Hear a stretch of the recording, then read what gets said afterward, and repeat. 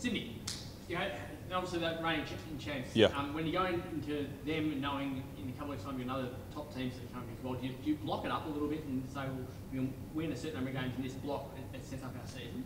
No, one game at a time. Like Sydney Kings, defending champs, but like they're playing well. They're a top 2 team, and then the way that they play offense is they're the fastest playing team. So we have to address some things more than worrying about a block of games. The speed and the first one last year, you really struggled to stop, and then as the season progressed, you got better at stopping that. Yep. What lessons do you take from that first game and how you changed it last year?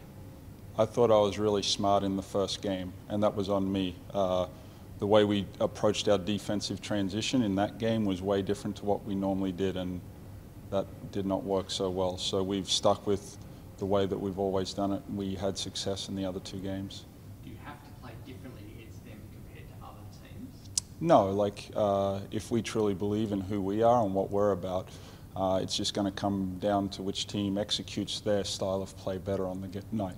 You've been on a run recently, but is Sydney the truer test, given their roster and their defending champions? No. I respect what Sydney's about, and they're the champions. And until someone beats them, they're the champions. But you have to go out there and win games. I know these experts out there say we win 5 in a row. They're giving us no credibility, validity. You have to go out and win the games. All we can do tomorrow night is go out and compete and play against Sydney, and let's see who's the better team on the night. With this break, has it, I guess, been a good thing then to go up against the defending champs, or would you prefer the break to be at a different time? I'll answer that question after we play Craig's block of games. But I do think playing a team like Sydney after a break, it allows us to grab the players' attention a whole lot easier and quicker. What have you done to grab the players' attention? Look, we've tried to keep it as normal as possible. Now they get some time off because we don't have games. But as far as giving them a huge chunk, we keep our week normal. We practice like we're on 2 days, off a day. That's normal for us. So I didn't change anything besides not being available for games. Has that time off helped Corey at all, or can you give us an update on his ankle? Yeah, like truly his injury, like for him to get as close to 100%, he needs time. So that block of 12 days and then like our lighter schedule over the next couple of weeks gives him a great chance of getting as close to 100 as possible. I'm not sure what the injury is, but is there any talk of surgery? No. Is there a bit of a... No. It's purely just like, let's see how he heals with time. Because as you saw, like he was trying to play, but he wasn't moving the way that we all know that he can move and play. Sydney an evolving beast under a new coach. You're still trying to work out what they are going to become as you prepare for them? You'd have to ask them that question. Have you seen a lot of changes, I suppose, from as the season's progressed? Are you still working out what they are? I think every team's in that scenario. What I would say is no matter the score, they're going to play at a fast pace and try and get up a lot of threes. If you take care of that, they're going to attack you to get to the rim. And then they're going to rebound at a high level at the offensive end.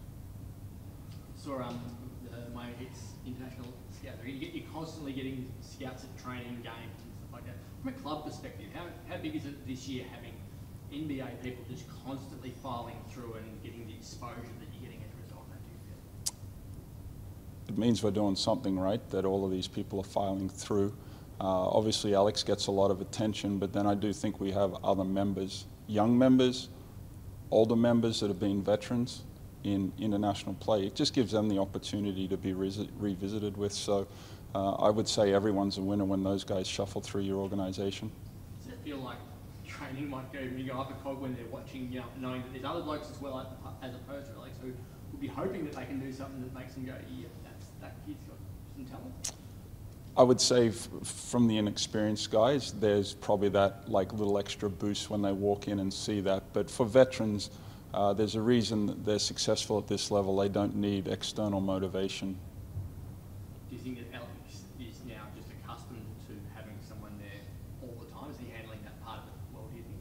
Like, look, I'm not with him 24/7, but when I'm around him, I think he's doing an extraordinary job of handling it. I think he's in a great environment. His teammates have really embraced that part of his life and really encouraging and coaching him through that as well.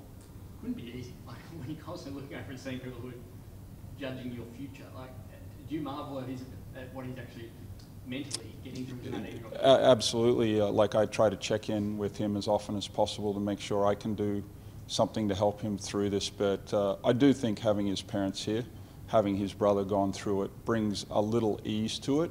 And look, he's just a great kid. And I don't think anyone can really speak on it because no one's been a prospective #1 pick before.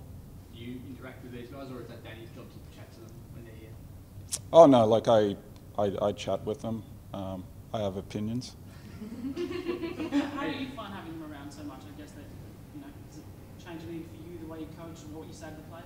No, like, as I said earlier on, if those guys are consistently coming through, everyone in the organisation is doing something right, that they keep coming back. And even with Luke Travers here previously, and Brady Manick, like we had people coming through last year. So it's a great reflection on where the organisation is. Thanks, John. Thanks, John. Good luck on Friday. Yep, thank you. No worries.